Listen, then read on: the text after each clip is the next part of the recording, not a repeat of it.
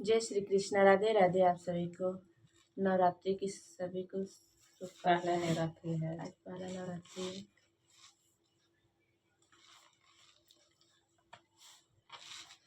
मैया मोरी उतरी निबारी फूलवरिया, काले के मिलने को जाऊँ माँ। मैया मोरी उतरी निबारी फूलवरिया, काले के मिलने को जाऊँ माँ।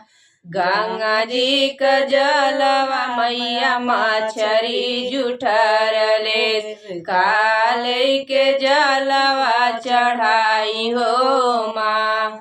गंगा जी का जलवा मैया मछरी जुठरले, काले के जलवा चढ़ाई हो माँ।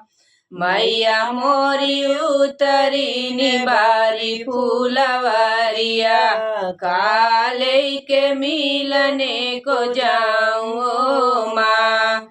मैया मोरी उतरी निबारी फूलवरिया, काले के मिलने को जाऊँ माँ। अड़हुल का फूलवा मैया भावरा जुठरले,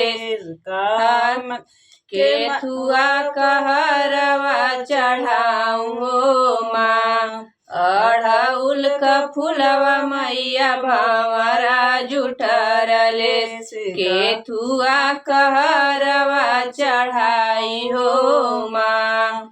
मैया मोरी उतरी निबारी फूलवरिया, काले के मिलने को जाऊँ माँ।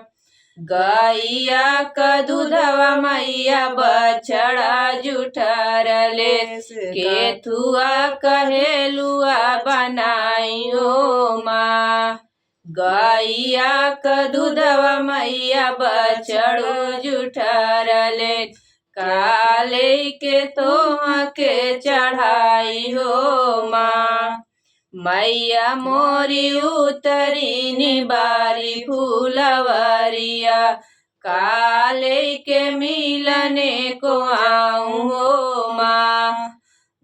मैया मोरी उतरी निबारी फूलवरिया, काले के मिलने को आऊँ हो माँ।